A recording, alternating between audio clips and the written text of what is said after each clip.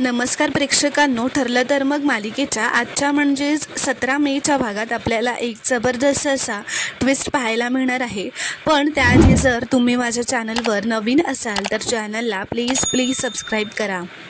तर आता आपण पाहतो की अर्जुन सायलीसोबत जो ट्रेजर हंटचा गेम खेळत होते त्याचं पुढचं कोडं त्यांनी मधुभाऊच्या खोलीत अर्जुनने लपवलेलं असतं. तर अर्जुन व सायली आता दोघेही मधुभाऊंच्या खोलीत येतात. मधुभाऊ सायलीला असं विचारतात, काय गं साऊ, त्या चिठ्ठ्यावरून काही सुगावा लागला का तुला? तर सायली म्हणते, म्हणजे या ट्रेजर हंटबद्दल तुम्हाला पण माहिती होतं का मधुभाऊ? तर मधुभाऊ म्हणतात, अगं अर्थातच, जावई बापूंनी शेवटचं कोडं इथेच तर ठेवून गेले होते, मात्र त्याचा उलगडा तू करून दाखवणार आहेस. तर सायली म्हणते, मला कळलंय, तुमच्या हिशोबाच्या वहीत आहे ते, बघू द्या तुमची वही जरा. तर आता सायलीला ती चिठ्ठी त्या वहीत सापडते. तर आता ती चिठ्ठी वाचून झाल्यावर सायलीचा त्या डायरीमध्ये लक्ष जातो. त्यात काही हिशोब लिहिलेले असतात, ते तिला दिसतात. तर आता इथे दुसरीकडे प्रिया खूप घाबरलेली असते. ती एकटीच घाबरत असं बडबडत असते की मी या सगळ्यांच्या हाताला लागायच्या आधीच इथून कुठेतरी पळून जाते. तर आता दुसरीकडे मधुभाऊ सायलीला असं विचारतात, साऊ बाळा, अगं काय झालंय? तर सायली आता असं म्हणते, मधुभाऊ, छोट्या छोट्या गोष्टींचा हिशोब लिहून ठेवण्याची सवय गेली नाही आहे ना तुमची अजून? तर मधुभाऊ म्हणतात, अगं कशी जाईल जावई बापू, 1 रुपयाचा जरी खर्च झाला ना तरी तो मी डायरीत लिहून ठेवत असायचो. तर अर्जुन विचारतो, याचाच अर्थ जेव्हा तुम्ही पैसे ठेवले होते, विलासने तुम्हाला ठेवायला दिले होते ते पैसे, त्याची इन्फॉर्मेशन पण तुम्ही लिहून ठेवली असेलच ना? तर मधुभाऊ म्हणतात, अर्थातच, मी त्याची पण सगळी नोंद करून माझ्या वहीत ठेवलेली आहे. तर सायली म्हणते, एवढ्या छोट्या छोट्या गोष्टींची नोंद ठेवणारा माणूस पैसे द्यायला नकार कसा देऊ शकतो? आपण कोर्टात हा मुद्दा मांडू शकतो ना? असं ती अर्जुनला विचारते. तर आता अर्जुन असं म्हणतो, या इन्फॉर्मेशनचा आपल्याला खूप मोठा फायदा होणार आहे. हे बघा, त्या नोटांच्या इन्फॉर्मेशनवरून आपण त्यांच्या सोर्सपर्यंत जाऊ शकतो. And I am very sure ते पैसे महिपतचेच असतील. मधुभाऊ, मला ती इन्फॉर्मेशन वाचायची आहे. कुठे आहे ती इन्फॉर्मेशन? या डायरीतच आहे का? बघू द्या. तर मधुभाऊ म्हणतात, नाही, ती नोंद त्या आश्रमातल्या डायरीत असेल. आणि मला ज्या वेळेला अटक झालेली ना त्यावेळेला सगळ्याच गोष्टी त्यांनी जप्त केल्या होत्या, त्यात ती वहीसुद्धा आहे. तर अर्जुन म्हणतो, म्हणजे ती डायरी आता पोलिसांच्या एव्हिडन्स रूममध्ये असेल, तिथे जाऊन आपल्याला बघावी लागेल. आता ती डायरी आपल्याला महिपतपर्यंत पोहोचवेल. तर सायली म्हणते, म्हणजे आपल्या हाताला आता वेगळाच खजिना लागला आहे, असं ती हसतच म्हणते. तर अर्जुन म्हणतो, मी लगेचच पोलीस स्टेशनमध्ये फोन करतो, मग आपण लगेचच निघूयात. तर सायली हो असं म्हणते. तर आता प्रिया तिच्या खोलीत बसलेली असते. विमल तिथे येते आणि प्रियाला पाणी आणून देते आणि तिला आणखीन काही हवंय काय ते विचारते. तर प्रिया नाही असं म्हणते. तर विमल तिथून निघून जाते.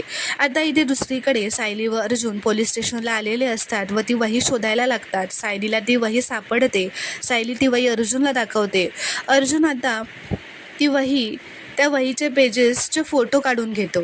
आता सायली व अर्जुन बाहेर येतात. सायली अर्जुनला असं विचारते, अहो सांगा ना, त्या नोटांवरून तुम्हाला काय कळलं का? त्या वहीमध्ये जे डिटेल्स मिळाले त्यावरून तुम्हाला काही कळलं का? तर अर्जुन म्हणतो, मधुभाऊंना त्यांचा हिशोब इन डिटेल लिहून ठेवलंय, ती गोष्ट चांगलीच होती. त्या गोष्टीचा फायदा आपल्यालाच होणार आहे. पण कोणीतरी जेव्हा त्यांच्याकडे एवढी मोठी अमाऊंट ठेवायला दिली असेल ना, तेव्हा त्यांनी ती इन डिटेल लिहिली असेल, म्हणजेच त्या नोटावरचे नंबर्स आणि मेन म्हणजे करन्सी कोडसुद्धा. तर सायली विचारते, करन्सी कोड ते काय असतं? तर अर्जुन म्हणतो, दाखवतो. आता तो फोनमधून तो फोटो काढलेला असतो, ते वाचून त्यांना दाखवतो व म्हणतो, ही सगळी इन्फॉर्मेशन आपल्याला खूप गरजेची आहे. तर सायली म्हणते, पण ह्यावरून हे सिद्ध होऊ शकतं का की ह्या नोटा महिपतकडून आणल्यात? तर अर्जुन म्हणतो, पॉसिबिलिटी आहे, पण ही इन्फॉर्मेशन काढणं जरा कठीण आहे, पण आपण ते करू. तर आता सायली व अर्जुन लोकनिधी कोऑपरेटिव्ह बँकेमध्ये येतात. अर्जुन सायलीला असं म्हणतो, आपण जसं ठरवलंय ना तेच करूयात, तुमच्या ॲक्टिंग स्किल्स बाहेर काढा आता. तर आता अर्जुन व सायली त्या मॅनेजरकडे जातात. अर्जुन त्या माणसाला म्हणतो, आम्हाला ब्रँच मॅनेजरला भेटायचं आहे. तर तो माणूस म्हणतो, मीच तो माधव करमरकर आहे, काय काम होतं तुमचं? तर सायली आता त्यांचं नाटक चालू करते व असं जोरातच म्हणते, बोला काय बोला, माझ्या अवस्थेला तुम्हीच जबाबदार आहात. अहो तुम्ही तर पार मला भिकेलाच लावायला निघालेलात आणि तरी बघा मी पोलिसांकडे कंप्लेंट केली आहे तुमची. तुम्ही आयुष्यभर जेलमध्ये कशी सडाल ना याकडे बघेन मी. तर आता तो माणूस म्हणतो, अहो ताई, पण झालंय काय नक्की? ते सायली म्हणते, अहो काय झालं काय सांगता? विलास नावाच्या एका माणसाने तुमच्या बँकेतून नोटा काढल्या आणि आमच्यामध्ये जो व्यवहार झाला तेव्हा त्या नोटा मला दिल्यात. अहो हजारांच्या नोटा यांच्या बँकेने आम्हाला खोट्या नोटा दिल्यात. तर तो माणूस म्हणतो, अहो खोट्या नोटा असं कसं होईल? असं नाही आहे मॅडम, तुमचा काहीतरी गैरसमज झाला असेल. विनाकारण आमची आणि आमच्या बँकेची बदनामी होईल हो. तर अर्जुन म्हणतो, विनाकारण? मी यांचा वकील आहे आणि मी तुमच्या बँकेवर केस करणार आहे. तर सायली म्हणते, या खोट्या नोटांमुळे माझं केवढं नुकसान झालं कळतंय का तुम्हाला? तर तो माणूस म्हणतो, आमच्या बँकेतून खोट्या नोटा कसं पॉसिबल आहे? तर सायली म्हणते, मग मी खोटं बोलते का? दाखवा होतो कोड, असं ती अर्जुनला म्हणते. तर अर्जुन आता तो फोटो दाखवतो व म्हणतो, हा बघा करन्सी कोड, हा पुरावा आहे की हा फेक नोटांचा स्कॅम तुमच्याच बँकेने केला आहे. तर तो माणूस म्हणतो, मला त्या नोटा बघायला मिळतील का? तर अर्जुन म्हणतो, त्या आम्ही पोलीस स्टेशनमध्ये जमा केल्या आहेत. तर तो माणूस म्हणतो, नाही, जरा मिळाल्या असत्या तर बरं झालं असतं. तर आता सायली आणखी नाटक करत असं म्हणते, मला न्याय मिळायला हवा. विलासने त्या खोट्या नोटा कोणत्या अकाउंटमधनं काढल्या हे मला कळायलाच हवं. या प्रकरणाच्या मुळाशी जाणार आहे आम्ही, असं ती रागातच म्हणते. तर तो माणूस म्हणतो, मॅडम अशा अकाउंट डिटेल्स देणं आम्हाला अलाउड नाही आहे. तर आता अर्जुन असं म्हणतो, ओके मॅडम, आपण पोलीस स्टेशनला जाऊया आणि जी कंप्लेंट केली आहे ना त्यात आणखीन एक कंप्लेंट ॲड करूयात की बँक मॅनेजर आपल्याला कोऑपरेट करत नाही आहेत. याचाच अर्थ हे पण त्या स्कॅममध्ये सामील आहेत. चला, असं म्हणून ते निघतच असतात. तर तो मॅनेजर त्यांना थांबवतो व म्हणतो, माझं आणि माझ्या बँकेचं नाव कुठेही घेऊ नकात, अशाने माझं करिअर उद्ध्वस्त होईल हो. तर सायली म्हणते, मग मला सांगा, विलासने त्या खोट्या नोटा कोणाच्या अकाउंटमधून काढल्या? मला खरं काय ते कळायलाच हवं, नाहीतर मी ते धरून बसेल आणि घोषणा देईन, लोकनिधी बँक हाय हाय, असं ती जोरजोरात म्हणायला लागते. अहो खोट्या नोटा देतात ही बँक. तर आता तो मॅनेजर सायलीच्या पाया पडतो व म्हणतो, प्लीज मॅडम, तुम्ही शांत व्हा, असं म्हणू नका. तो म्हणतो की तो अर्जुनला असं म्हणतो, सर ती करन्सी कोड मला द्या, मी माझ्या सिस्टीममधून चेक करतो. पण सर प्लीज आमची अशी अब्रू काढू नका. तर आता तो मॅनेजर स्वतः तो कोड कम्प्युटरमध्ये टाकून बघतो व म्हणतो, हा कोड तर 2023चाच आहे. तर सायली म्हणते, हो, विलासने पैसे मला 2 वर्षापूर्वीचेच दिले होते. तो माणूस म्हणतो, म्हणजे तो मॅनेजर असं म्हणतो, हो, विड्रॉलवर नावसुद्धा विलासचंच आहे. तर अर्जुन विचारतो, अकाउंट कोणाचं आहे? तर तो माणूस म्हणतो, एका बिल्डरची कंपनी आहे, करंट अकाउंटच आहे, SS बिल्डर करून नाव आहे. तर अर्जुन विचारतो, ही कॅश विड्रॉ करण्यासाठी कोण आलं होतं? तर तो माणूस म्हणतो, आता 2 वर्षापूर्वीचं आम्हाला कसं कळेल सर? तर अर्जुन म्हणतो, का बँकमध्ये CCTV नाही आहे का? तर तो मॅनेजर असं म्हणतो, अहो आहेत ना, पण आता एवढं जुनं फुटेज शोधणं म्हणजे. तर आता अर्जुन सायलीला पुन्हा घोषणा देण्याचा इशारा करतो. सायली पुन्हा मोठमोठ्याने म्हणू लागते की लोकनिधी बँक हाय हाय.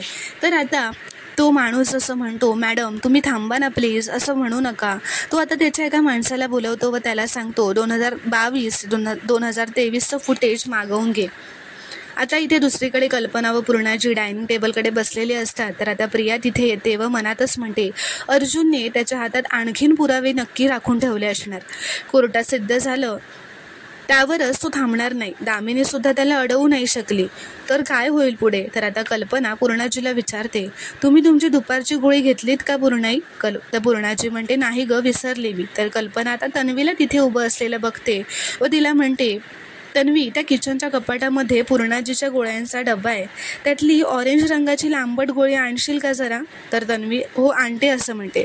आता ती आणून पूर्णाजीच्या हातात ठेवते काही न बघता, आणि पूर्णाजीसुद्धा डायरेक्ट ती गोळी खाणार असते आणि ती गोळी सफेद रंगाची लांबडी असते. तर पूर्णाजी काही न चेक करता ती गोळी खाणार असते. कल्पनाचं तिच्याकडे लक्ष जातो. ती म्हणते, पूर्णाई थांबा, बघू गोळी. तर कल्पना आता प्रियाला म्हणते, अगं तन्वी, तू कुठची गोळी दिलीस? मी तुला ऑरेंज रंगाची लांबट गोळी सांगितली होती. अशी ही गोळी तर पूर्णाईनं सकाळीच घेतली आहे, तू त्यांना परत का देतेस? तर प्रिया म्हणते, अच्छा, चुकीची आहे का? आणते दुसरी. आता ती जाऊन तो डबाच घेऊन येते व म्हणते, हा डबा आहे, कुठली असेल ती घ्या, असं म्हणून ती उभी राहते. तर कल्पना म्हणते, तन्वी, अगं तू किती सहजपणे बोलतेस. ही गोळी ना हेवी डोस आहे.